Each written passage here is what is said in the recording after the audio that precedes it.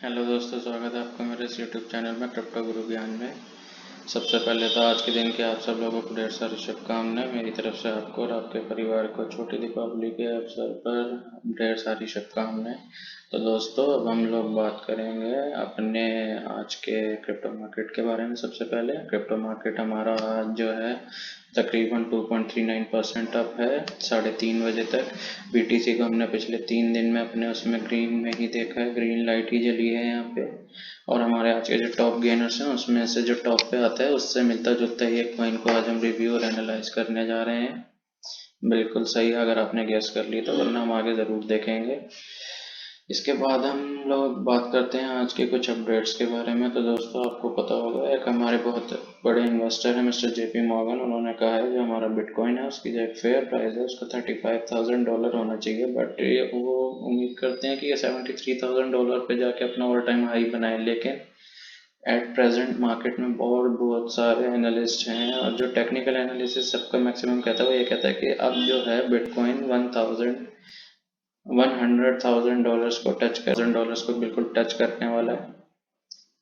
इसके बाद का जो हमारा एक अपडेट रहेगा वो रहेगा हमारे WRX कॉइन के प्राइस के बारे में। हमने आपको परसों अपनी पहली वीडियो में बताया था कि ये 150 तक जा सकता है। इसने बहुत अच्छा पंप दिखाया, उसका रीज़न रहा, कोई और स्पेसिफिक रीज़न नहीं है। अभी इसमें कॉइन बर्न होना बाकी था, वो नहीं हुआ है। डिसेंट्रलाइज एक्सचेंज अभी तक नहीं आया है, याद रखिएगा। मैं आपको उन दोनों को ध्यान में रखते हुए 150 का टारगेट दिया था। लेकिन इस टाइम उसके पंप होने का रीज़न है कि वो KU कॉइन एक्सचेंज पे लिस्ट हो चुका है। कल लिस्ट हुआ है, ट्रेडिंग उसकी आज से चालू होगी। बेसिकली वो अभी पंप दोबारा मार सकता है, बहुत अच्छा है। ठीक है, इसके बारे में हम बात करेंगे। मैंने आपको परसों ही बोला था कि ये कॉइन अभी कुछ बढ़त दिखा सकता है अच्छी खासी। उसका रीज़न एक छोटा पंप इसमें और आ सकता है, जो कि अराउंड हम अभी बात करेंगे उसके बारे में। तो चलिए दोस्तों, अब हम इसी बारे में सबसे पहले बात कर लेते हैं।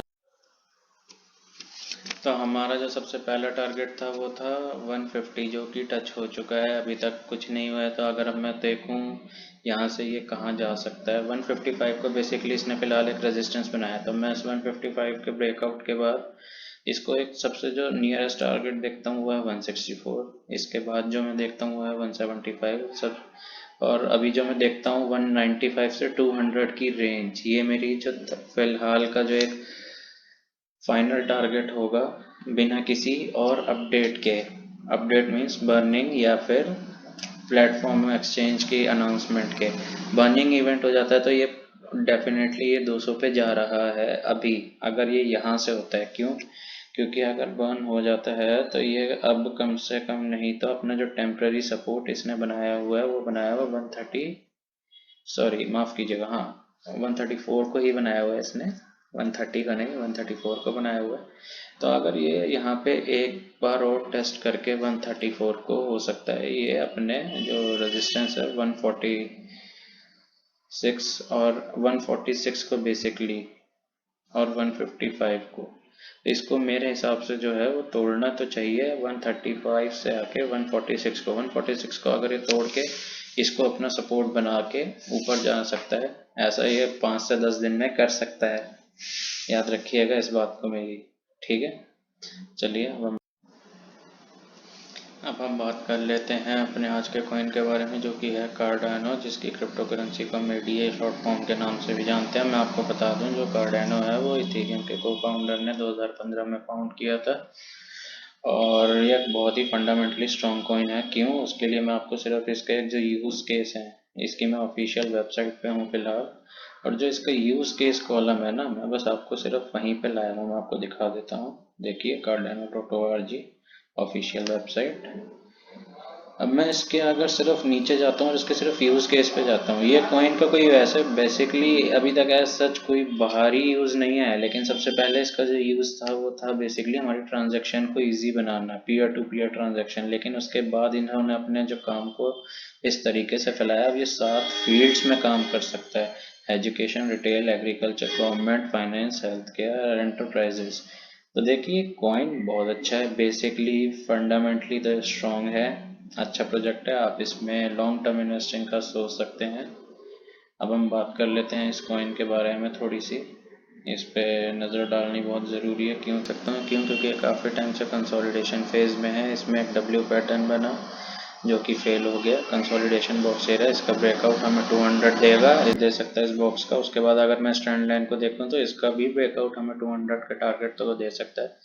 200 के बाद अगर हमारी 4 आवर कैंडल 2 की क्लोजिंग 200 के ऊपर होती है तो हमारा नेक्स्ट टारगेट होगा 218। इसके ऊपर भी हमारी एक कैंडल ब्रेक दे देती है तो 238 will be our last target फिलहाल के लिए।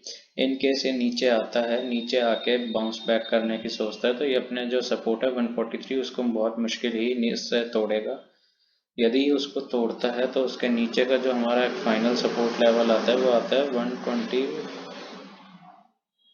का। 125 को अगर हम एक स्ट्रॉन्ग बाइंग जोन इसमें कंसिडर करके चल सकते हैं। बहुत स्ट्रॉन्ग कॉइन है दोस्तों।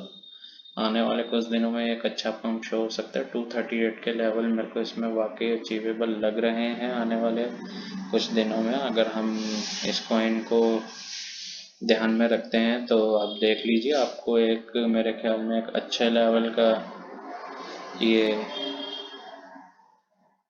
पंप दे सकता है कॉइन। मैं यहाँ से देखता हूँ तो कितना परसेंटेज रहेगा। अगर मैं 200 तक जाता हूँ तो 30% का हमें एक वो मिल जाएगा। अगर मैं इसको 218 तक लेता हूँ तो 65, एंड इसको मैं अगर अपने 238 तक ले जाता हूँ 218 पे फिर कितना पड़ेगा 42। ओके ठीक है, तो हमें बस ध्यान रखना है दोस्तों इस कॉइन का। हो सकता है बहुत अच्छा रिजल्ट दे दे आने वाले टाइम में हमें। आपसे मेरी एक यही रिक्वेस्ट रहेगी कि प्लीज़ मेरे चैनल को लाइक कीजिए, सब्सक्राइब कीजिए, कमेंट कीजिए, शेयर कीजिए और कमेंट करके ज़रूर बताइए आपको अगले कौन से कॉइन के ऊपर एनालिसिस चाहिए। मैं आपको पहले बता दूं, मैं कोई भी फाइनेंशियल एडवाइज़र नहीं हूँ। इस क्रिप्टो मार्केट में आपको कोई भी इन्वेस्टमेंट करनी है कृपया अपने फाइनेंशियल एडवाइज़र से सलाह लेके ही इसमें आइएगा। Thanks for watching my video.